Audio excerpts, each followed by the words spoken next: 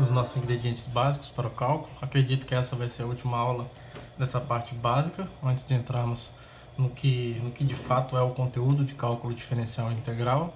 Eu prometi para vocês na última aula que a gente teria uma aulinha sobre composição de funções, que eu até pretendia colocar na aula de funções exponenciais e logarítmicas, mas eu acho que ia sair muito do tema que a gente já está tratando, que nós estávamos tratando. Então eu resolvi preparar essa aula, que eu acho que vai ser mais curta que as demais, porque a gente vai só mesmo falar da composição de funções, porque vai ser uma nova forma de obter funções a partir das funções que nós já conhecemos. Nós vimos funções de primeiro grau, segundo grau, funções polinomiais, funções trigonométricas, exponenciais e logarítmicas, e a composição de funções nos dá uma forma de certa forma, você obter funções que envolvam todas essas funções que nós vimos, tá? Então vamos começar por um exemplo. Sempre é bom, quando possível, começar por um exemplo antes de definir essa noção geral, tá? Vamos supor que a gente tem uma função assim, ó, h de x, que a lei de formação dela seja o seguinte, ó.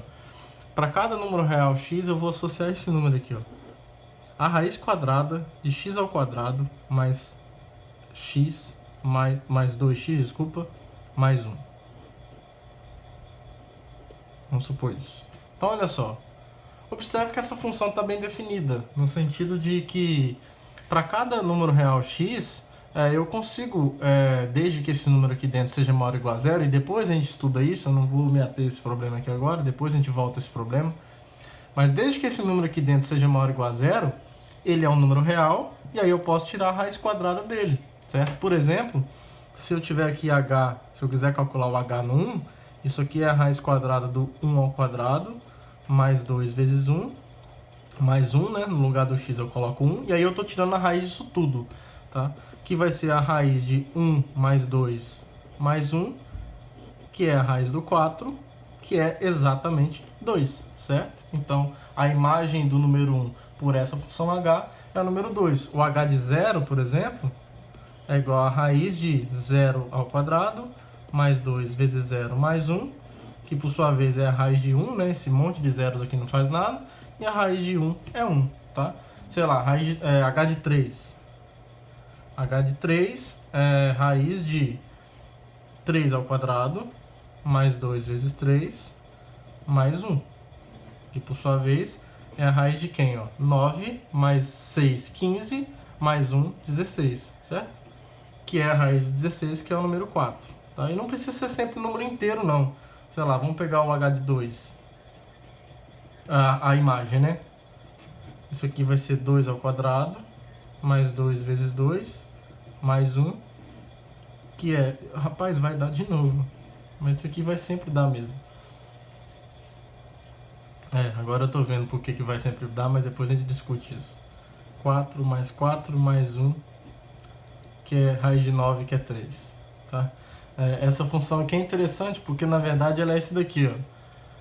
O h de x aqui dentro, por que tá sempre dando... Toda vez que eu tô pegando o número inteiro aqui, o resultado tá dando inteiro? Por causa disso daqui, ó. A raiz de x ao quadrado mais 2x mais 1, isso aqui é a raiz de x mais 1 ao quadrado, tá?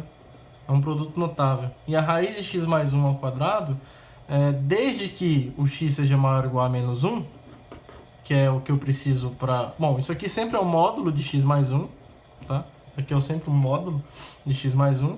E aí, se o x for maior ou igual a menos 1, eu vou ter igual a x mais 1, porque aí o x mais 1 vai ser maior ou igual a 0. Né? Então, por isso que tá dando, ó, h de 1 deu 2, o h de 0 deu 1, o h do 3 deu 4. Tá sempre dando um a mais do inteiro que eu tô pegando, tá bom? Então, pros números, essa função, coincidentemente, eu peguei...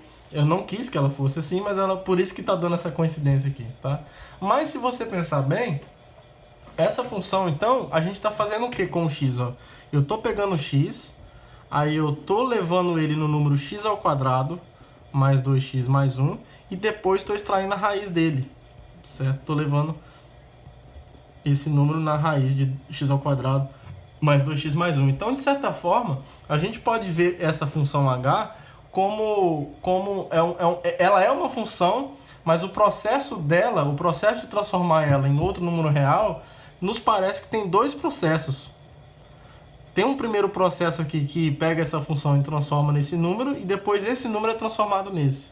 Tá? Então a composição de funções é mais ou menos isso. É quando você pega duas funções, por exemplo, e você aplica a função no elemento do domínio uma vez, e aí você obtém uma imagem, e aí você pega uma outra função e aplica essa função nessa imagem da primeira função aplicada no cara do domínio.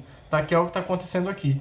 Tá? Então você pode ver essa função h como sendo a composição dessas duas funções. Primeiro aqui uma função f de x igual a x ao quadrado mais 2x mais 1, e depois a função g de x igual a raiz de x. Tá? Se eu pego f de x igual a x ao quadrado mais 2x mais 1 e g de x igual a raiz de x, essa função h ela está sendo obtida compondo essas duas funções. Eu consigo escrever h como sendo um processo. O processo de transformar x em h de x pode ser fatorado, né? Ou pode ser visto como pegar x, transformar em f de x primeiro e depois transformar o f de x em g do f de x. Observe que se eu escrever g do f de x, quem é isso? Ó? Por definição, o que o g faz? Aqui você não tem que se ater à letra, tá? Você tem que se ater ao que essa equação está dizendo. Essa equação está dizendo que o número que está aqui dentro é transformado em raiz desse número. Então, o g do f de x é a raiz da coisa que está aqui dentro, que é o f de x. E o f de x é x ao quadrado mais 2x mais 1. Tá? Então, observe que o h de x pode ser escrito dessa forma. Primeiro eu aplico o f, depois eu aplico o g. Tá? Bom, é essa coisa aqui que a gente vai chamar de função composta de f com g. É só isso. Tá? Não tem muita dificuldade, não. Então, vamos definir isso no geral. Definido no geral, então, sejam f e g funções... Oxe, ficou muito perto aqui, né? Sejam f e g funções reais, ou seja, com imagem, com contradomínio real, funções reais de uma variável real. Você pode definir a composição de funções em conjuntos arbitrários, tá? Tem algumas condições para isso acontecer, mas você pede que a imagem caia no domínio da outra, né? Mas aqui a gente vai definir a composta só nas funções que a gente está interessado, tá? A gente não precisa desse nível de generalidade agora, não. Então, suponha que eu tenha funções reais de uma variável real e a composta de g com f é a função denotada por g bola f, tá? É uma notação, sabe? Esse bolinho aqui, ou composta, se você quiser ser mais pernóstico. G composta com f, ela é denotada assim e é definida pela lei de formação, que faz o seguinte, ó. Quem é g bola f de x, por definição?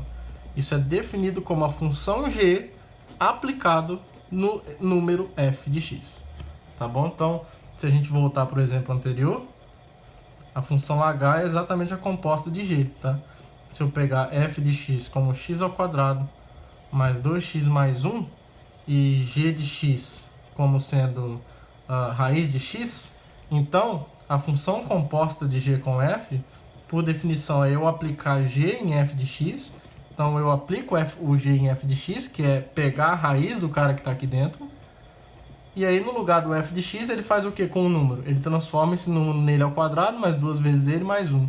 Então aqui dentro isso é x ao quadrado mais 2x mais 1. Tá? Então essa aqui é a função h do primeiro exemplo. Tá? Um outro exemplo. Sei lá, vamos pensar que f de x é x menos 2 e g de x é 2 elevado a x. Então, quem é a função? Então, você tem uma função de primeiro grau e uma função exponencial. Então, a função composta aqui nesse caso é essa daqui, ó.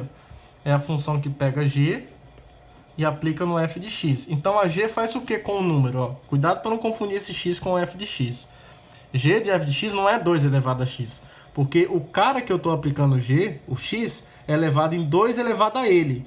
Aqui eu não estou aplicando g no x, eu estou aplicando nesse cara todo aqui, no f de x. Então, a função g pega um número e transforma ele em 2 elevado ao número que está aqui dentro. Então, isso é 2 elevado a f de x. Que, por sua vez, agora, quem é f de x é x menos 2. Então, isso é 2 elevado a x menos 2. Tá? De modo que, por exemplo, o g bola f de 1 vai ser o quê? Vai ser 2 elevado a x menos 1. Oh, desculpa, gente. Confundi tudo aqui. O g bola f de 1 é o quê? É no lugar do x, coloco 1. Então, é 2 elevado a 1 menos 2. Que é 2 elevado a menos 1, que é 1 sobre 2. Vamos fazer outro exemplo aqui, porque eu confundi o outro. Escrevi enganado. Quem é o g bola f de 2? A expressão do g bola f é essa. Então, no lugar do x, eu vou colocar o 2. Então, isso é 2 elevado a 2 menos 2, que é 2 elevado a 0, que é 1. Tá? Quem é o g bola f do, sei lá, 4? Isso é, no lugar do x, eu boto 4. Então, isso é 2 elevado a 4 menos 2, que é 2 ao quadrado, que é 4. Tá bom? Então, é isso. A função composta, ela faz exatamente isso. A gente pode ver um outro exemplo.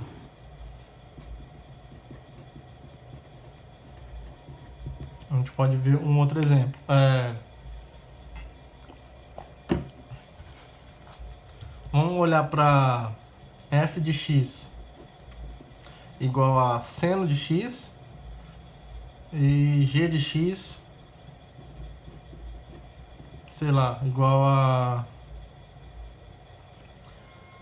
x mais 2. Vamos pensar nisso. X mais 2. Então, quem é a expressão de g bola f? Bom, g bola f de x é g aplicado no f de x. O g transforma o número em ele mais 2. Então, o f de x é transformado nele mais 2. É isso que a função g faz. Quando você coloca alguém na máquina g, ele pega esse cara e transforma ele em ele mais 2. E o f de x é o seno de x. Então, isso aqui é seno de x mais 2. Então, por exemplo, se você quer saber... Vamos continuar aqui. Se você quer saber quem é g bola f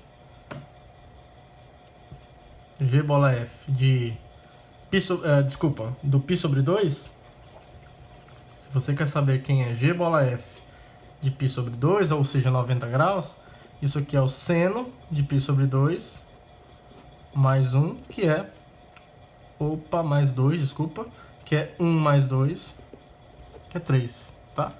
Se você quer descobrir quem é o g bola f de π sobre 6, isso é o seno de π sobre 6 mais 2. Seno de π sobre 6 é o seno de 30, é 1 sobre 2 mais 2. 2 mais 0,5 é 2,5, vulgarmente conhecido como 5 sobre 2. Tá bom? Então por aí vai. Uma coisa que a gente observa é que você tem que tomar cuidado com a ordem que você compõe, tá? Vou colocar aqui, ó, a ordem da composição importa. No sentido, em qual sentido? Vamos voltar para esse exemplo anterior. Isso aqui é muito importante. A ordem da composição importa, não é comutativa, digamos assim. Ó. Vamos voltar para esse exemplo anterior aqui. Ó. Pega, por exemplo, f de x como seno de x e g de x como sendo x mais 2, como nós vimos aqui anteriormente. A função g bola f de x a gente já calculou, é isso daqui, certo? É seno de x mais 2. Agora, eu posso olhar para a função f composta com g. Quem é f composta com g de x? Isso é f de g de x. A função f faz o quê? Ela calcula o seno do cara que está dentro dela, aonde eu estou aplicando. Então, isso aqui é o seno do número que está aqui dentro, que é g de x. Agora, o g de x é o x mais 2. Então, eu estou calculando o seno do cara mais 2, tá? Do x mais 2. Tá bom? Então, por isso que a gente precisa tomar cuidado. E essa função, seno de x mais 2, não é igual a essa em geral, tá? Vamos pensar, por exemplo, num ponto onde você pode ter, uma diferença. Vamos pensar aqui, ó. O zero, por exemplo, ó. O g bola f de 0 o g bola f de 0, isso é seno de 0 mais 2, que é 0, porque o seno do ângulo 0 é 0, mais 2, que é 2. Agora, o f bola g de 0 é igual ao quê? Ao seno de 0 mais 2, aqui dentro do seno, que é o seno de 2, tá? 2, o ângulo 2 não é 2 graus, são 2 radianos, tá? O ângulo de 1 radiano é aproximadamente 57 graus, se eu não me engano. É aproximadamente 57 graus. O ângulo de 2 radianos está mais ou menos por aqui, ó, tá? E o seno disso é diferente de 0, tá? Lembra que o seno só dá 0 quando ele é um múltiplo de κ, tá? O 2, como o 2 é diferente de κ para todo número inteiro, k, então o seno de 2 é diferente de 0, tá? Por que o 2 é diferente de κ inteiro? Porque o π é um número irracional, tá? Lembra do raiz de 2, que é um número que não pode ser escrito como uma fração? O π é a mesma coisa, ele também é um número irracional. A demonstração de que ele é irracional não é tão simples igual aquela do raiz de 2. Exige, inclusive, alguns mecanismos do cálculo que a gente vai ver mais lá na frente, tá? Mas se você supor por um instante que 2 pode ser um múltiplo de π, você vai escrever o π como 2 sobre 1 inteiro. Isso não acontece. Isso faria de π um número racional e, portanto, isso é uma contradição, tá? Então, isso aqui acontece. Só lembrando por que isso aqui é verdade. Isso aqui é verdade, pois π é irracional, tá? Só para deixar claro por que essa afirmação aqui é verdadeira, tá bom? Então, por um lado, o g bola f de 0 é 2, e pelo outro lado, o seno de 2 é diferente de 0, né? Mas isso não diz... Eu falei um monte de coisa aqui que tá certo, tá? Eu falei um monte de coisa aqui que tá certo, mas que não serve para nada, tá? Não esqueçam o que eu falei aqui, mas para esse exemplo vocês podem esquecer, tá? Porque o fato do seno de 2 ser diferente de 0 não implica que o seno de 2 é diferente do 2, que é o que eu queria que acontecesse. Eu quero mostrar que isso daqui é diferente disso, tá? E a pergunta é por quê? Por que isso acontece? A resposta é mais simples do que isso daqui, tá? A resposta é porque o seno de qualquer coisa está entre menos 1 e 1, tá bom? Lembra que o seno foi definido como isso daqui, ó. Nem precisa mais saber que o 2 radianos é 2 vezes os 57 graus, tá? Nem precisa disso. Lembra que o seno de um ângulo, a gente olhou para o círculo unitário, e o seno de um ângulo θ, ele mede essa altura aqui, tá? E essa altura aqui, ela chega no máximo em 1 e no mínimo em menos 1, tá? Nunca o seno de uma coisa vai passar do menos 1 e do 1, assim como o cosseno, tá? O cosseno está sempre entre menos 1 e 1 também. Era uma coisa que eu acho que seria até legal ter falado na aula de funções trigonométricas e eu acabei esquecendo. Mas já que estamos aqui, eu vou fazer essa observação com vocês, tá? Observação, já que precisamos disso, né? É bom porque a necessidade faz a ocasião, né? Então, é sempre verdade que o seno de qualquer ângulo está entre menos 1 e 1, e é sempre verdade que o cosseno de qualquer ângulo está entre menos 1 e 1, tá bom? Isso aqui vale para todo x real. Então, como o seno de 2 é um número entre menos 1 e 1, não tem a menor chance desse número ser o 2, tá? Então a explicação é mais fácil do que essa que eu dei aqui, tá? Não está errado. Se o objetivo fosse mostrar que o seno de 2 é diferente de 0, essa seria uma explicação, seria uma demonstração. Mas pra gente não é isso que eu quero, tá? Eu quero mostrar que o seno de 2 é diferente de 2, e aí a explicação disso é mais fácil, tá? Me perdoem ter falado esse trecho aqui à toa. Serviu como uma cultura, mas pro nosso problema aqui não serviu para nada, tá? Mas o que importa é que nós vimos um ponto no domínio dessas duas funções onde elas diferem, tá? E lembra que eu já falei para vocês que duas funções são iguais quando a lei de formação dela é igual, ou seja, quando é uma função, a primeira função aplicada no ponto é igual à segunda função aplicada no ponto em qualquer ponto, tá? Então, se tem um ponto onde essa lei de formação já não é idêntica, o valor obtido, a imagem obtida não é a mesma, essas duas funções, enquanto funções, elas não são iguais, tá? Pode até acontecer de ter um outro número tal que as imagens sejam iguais, mas tem que ser igual para todo mundo. A existência de um carinha, nesse caso o zero, tal que a imagem dessa função no zero é uma coisa e a imagem dessa no zero é outra coisa, já me diz que essas duas funções g bola f é diferente de f bola g. Tá? Então, em geral, a composição de funções não é comutativa. Então, você tem que ter muito cuidado com qual ordem você pega a composição. Tá? E uma outra coisa que a gente pode comentar a respeito da função composta é que é muito comum algumas funções desse tipo a gente querer saber qual é o domínio delas. Por exemplo, lá no primeiro exemplo que nós demos, a gente definiu uma função que era a raiz quadrada de uma função de segundo grau. Vamos definir uma função parecida com essa também. Ó. Suponha que f de x é isso daqui, ó, ou h de x é igual a raiz quadrada de x ao quadrado menos 3x mais 2. Tá? E o nosso objetivo seja encontrar o domínio dessa função. Né? A primeira coisa que a gente observa é que se a gente quiser escrever h como uma composta, a gente pode escrever ela assim. Ó. O que h está fazendo? Ele pega o x, transforma em x ao quadrado menos 3x mais 2 e depois transforma esse número na raiz quadrada dele.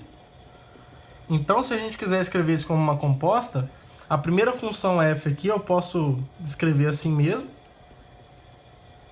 E a segunda função aqui está fazendo o quê? Está pegando o camarada, você pode usar y se você quiser, e está jogando na raiz dele, na raiz de y. Tá? Então, uma função é do segundo grau e a outra é uma função raiz. Tá? Então, nesse caso aqui, h é exatamente a composta de g com f. Tá? É a mesma coisa que nós fizemos no primeiro exemplo da aula de hoje. Tá bom? Mas vamos supor que a pergunta fosse assim, ó, encontre o domínio de h. Encontre o domínio de h.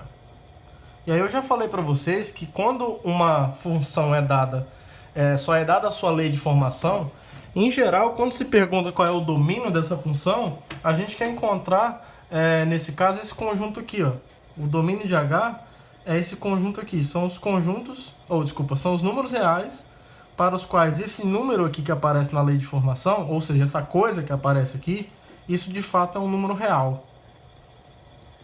Tá? E aí você precisa ver se nessa lei de formação aparece alguma restrição. Tá? Por exemplo, se não tivesse essa raiz, vamos supor que a função h não tivesse essa raiz, fosse só a função de segundo grau mesmo.